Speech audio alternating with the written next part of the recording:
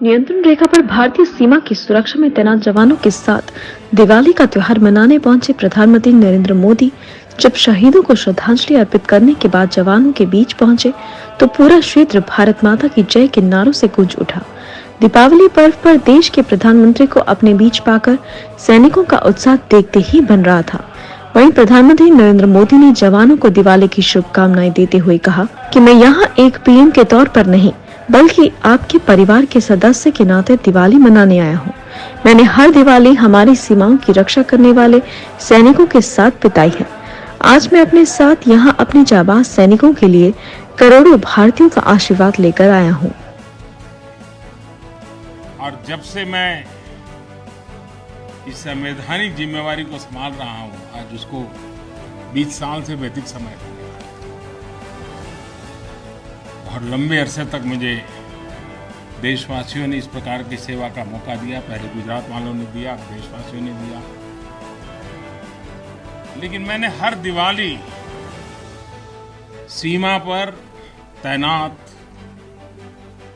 आप मेरे परिवारजनों के बीच बिताई। जिला पुंछ में नियंत्रण रेखा के बाहर आतंकवादी शिविरों पर वर्ष 2016 की सर्जिकल स्ट्राइक भारतीय सेना की उत्तम कुशलता, बेहतर योजना और क्षमता का प्रतीक है। सर्जिकल स्ट्राइक के समय मैं लगातार फोन पर था। मैं ये सुनिश्चित करना चाहता था कि हमले में शामिल प्रत्येक सैनिक सुरक्षित वापस लौट आए। ऐसा ही हुआ। सर्जिकल स्ट्राइक को अंजाम देने वाले सभी सैनिकों ने अपने यूनिट में सुरक्षित लौटकर मुझे गौरवान्वित महसूस करवाया।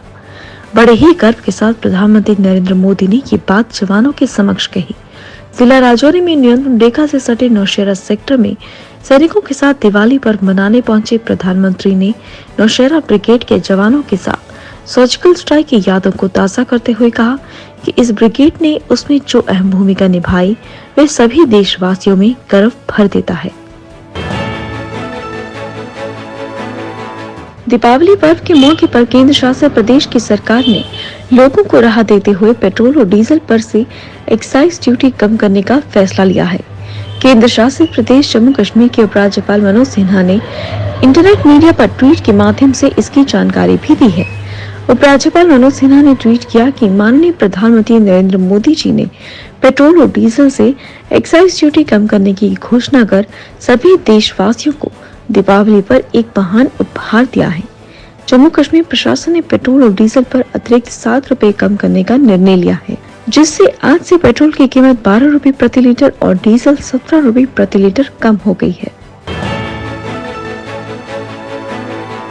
उत्तरी कश्मीर में उड़ी सेक्टर के अंतर्गत अमन कमान सेतु और तंगडार कुपवाड़ा में किशनगंगा दरिया पर टीटवाल क्रॉसिंग पर दीपावली के अवसर पर भारत और पाकिस्तान के संबंधित सैन्य अधिकारियों के बीच ध्वज बैठकें हुई।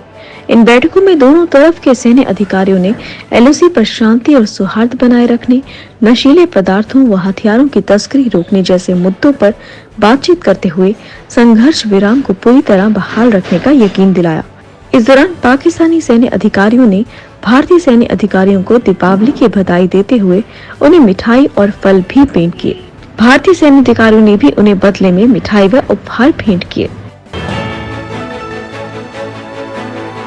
कश्मीर में आतंकवाद अब अंतिम सांस ले रहा है। इसका संकेत उस समय मिला जब सेना के 15वीं कोर के commander lieutenant general DP Pandey Victor Force के जीओसी के साथ दक्षिण कश्मीर के शोपियां में बिना किसी सुरक्षा तामझाम के गली बाजारों में घूमते नजर आए। शोपियां को दक्षिण कश्मीर में आतंकियों का सबसे मजबूत किला माना जाता रहा है। Lieutenant general DP Pandey Victor Force के जीओसी और सेक्टर कमांडर के साथ शोपियां कस्बे में पहुंचे। उनके साथ कोई ज्यादा सुरक्षा बंदोबस्त भी नहीं था। उन्होंने बस स्टैंड और पटपोरा चौक में पैदल घूमते हुए कई दुकानदारों के अलावा वहां मौजूद अन्य लोगों से भी बातचीत की। उन्होंने हालात और सुरक्षा तंत्र से संबंधित मुद्दों पर लोगों की राय भी ली। भारत ने पाकिस्तान से कहा है कि वह गो फर्स्ट एयरलाइन के श्रीनगर से शारजाह जाने वाले विमान को ओवरफ्लाइट क्लियरेंस दे। भारत ने ये बात आम लोगों के बड़े हित को ध्यान में रखते हुए कही है, जिन्होंने रूट के लिए टिकट बुक किया है। सरकारी अधिकारियों ने गुरुवार को ये बात कही।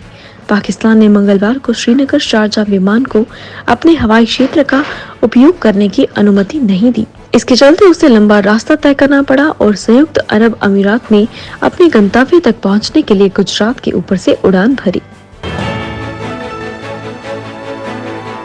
पूर्वी लद्दाख में समुद्र तल से 13,000 फीट की ऊंचाई पर स्थित डेमचोक क्षेत्र में 4G मोबाइल नेटवर्क उपलब्ध करवाने वाली जियो पहली कंपनी बन गई है। सांसद जामयांग नामग्याल ने डेमचोक में जियो मोबाइल टावर का उद्घाटन किया और सीमांत लोगों को 4G सेवा समर्पित की। इससे सीमावर्ती क्षेत्रों के लोगों, सुरक्षा बलों और पर्यटकों को भी लाभ मिलेगा। डेमचोक में 4G सेवा का लाभ भारत चीन सीमा पर उपलब्धि के तौर पर देखा जा रहा है। ये सेवा डेमचोक के अलावा सीमांत चुशूल, नियोमा, थारुक, दुर्बुक में भी उपलब्ध रहेगी। रोशनी के त्योहार दिवाली को लेकर विश्व के प्रमुख नेताओं ने बधाई दी है। अमेरिकी राष्ट्रपति जो बाइडेन, अमेरिकी उपराष्ट्रपति कमला हैरिस और ब्रिटेन के पीएम बोरिस जॉनसन ने शुभकामनाएं दी हैं। अमेरिका के राष्ट्रपति जो बाइडेन और अमेरिका की फर्स्ट लेडी जिल बाइडेन ने शुभकामनाएं दी हैं। वो इस मौके पर दिवाली मनाते भी नजर आए। बाइडेन ने ट्वीट किया कि दिवाली की रोशनी हमें याद दिलाती है कि अंधकार से ज्ञान और सच्चाई है, विभाजन से एकता, निराशा से आशा है। अमेरिका और दुनिया भर में मनाए जाने वाले हिंदुओं, सिखों, जैनियों और बुद्धों को पीपल्स हाउस की ओर से आपको दिवाली की शुभकामनाएं।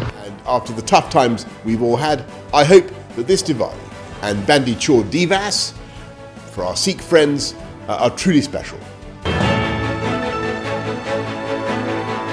ब्रिटेन के मार्क के कोरोना वायरस एंटीवायरल दवा को एक सशर्त मंजूरी प्रदान किया है।